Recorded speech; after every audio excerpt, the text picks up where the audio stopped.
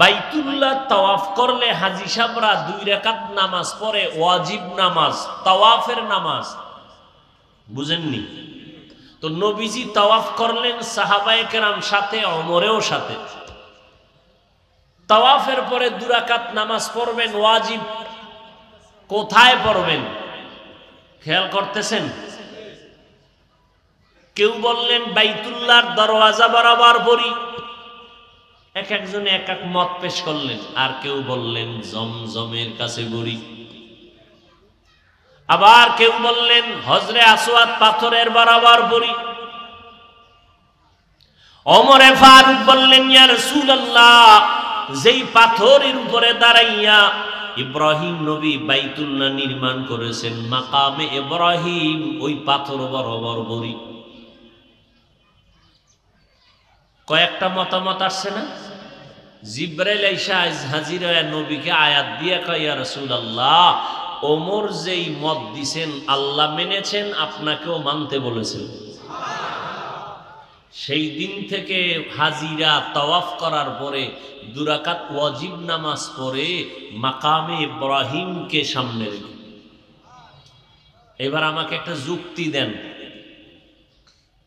আল্লাহর নবী যেই ওমরের আশেক, আর যেই আল্লাহ ওমরের মতে একমত হইয়া আয়াত নাজিল করছেন, সেই ওমর হাজার হাজার হাজার হাজার হাজার হাজার সাহাবাদেরকে এক জায়গায় বসাইয়া মিটিং করিয়া সিদ্ধান্ত নিলেন 20 রাকাত তারাবি মসজিদে নববীতে জামাতে হবে। সেদিন থেকে চলতেছে।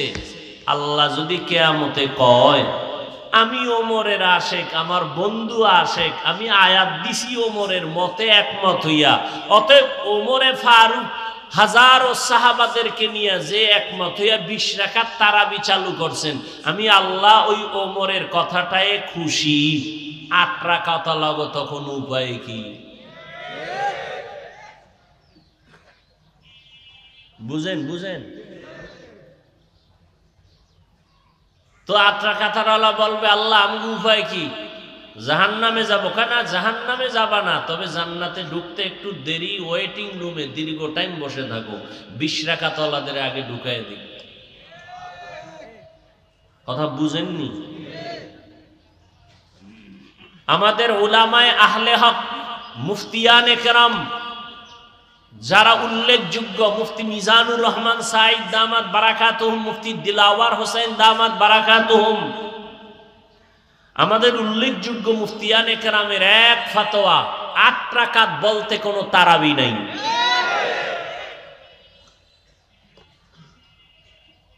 তারাবি 20 রাকাত।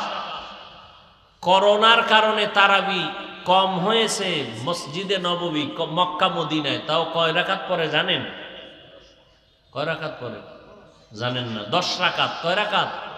ওই করোনার সময় একটু স্লো করছেন, তাও কত রাকাত পড়েন?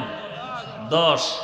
8 রাকাত বলতে কোনো তারাবি নাই। আমাদের বাংলাদেশের সমস্ত মুফতিয়ানে কেরামের এক আওয়াজ, 8 রাকাত বলতে কোনো তারাবি নেই। রমাজানের নফলের সওয়াব কম না বেশি? বলেন। 1 নফল ফরজের সমান, 1 ফরজ 70টার সমান। তাহলে রমাজানের নফল কম হবে না বেশি? আপনি কম পড়েন কেন? মাজায় ব্যথা তো কম পড়েন কেন? বেশি পড়বেন, কম পড়বেন কেন? আর কোনো অসুস্থতা থাকলে কম পড়বেন, কিন্তু বাপ কেন ভিতরে ভাব আসবে কেন? ইবাদত কার জন্য করছেন? তা আমগুলোকে ভাব দেখেন কেন? ভাব দেখাইবেন আল্লাহর সাথে, যে আল্লাহ আমি কিন্তু পাওয়ারওয়ালা মুসল্লি, আমার 8 রাকাতের বেশি লাগে না, এতে আমার জান্নাত রেডি। অতএব ভাব দেখাইবেন আল্লাহর সাথে। আমগো 20 রাকাত ওয়ালাদের সাথে ভাব দেখেন কেন? তাহলে ইবাদতটা কি আপনি আমাদেরকে দেখানোর জন্য করছেন, আল্লাহর জন্য করেন নাই? কি আপনি 8 রাকাত পড়েন, 10 রাকাত পড়েন, এটা আপনার ব্যাপার, কিন্তু ভাব কেন? সালাম দেন না, দিলেও নেন না, বিষয় কি? ভাব কেন? কই আমরা তো আপনাদের 8 রাকাত ওয়ালাদের কাফের বলি নাই। সালাম দিছেন নেই না এমন তো হয় নাই, খারাপ আচরণ করি নাই। এই যে এতক্ষণ বয়ান করতেছি, 8 রাকাতওয়ালাদের সাথে আপনারা মানে ঝগড়া করবেন, তারা মুসলমান না, নাউজুবিল্লাহ, এমন কিছু বলছি? আমাদের মুফতিয়ানে কেরামরা বলেছেন তারাবি 8 রাকাত নাই,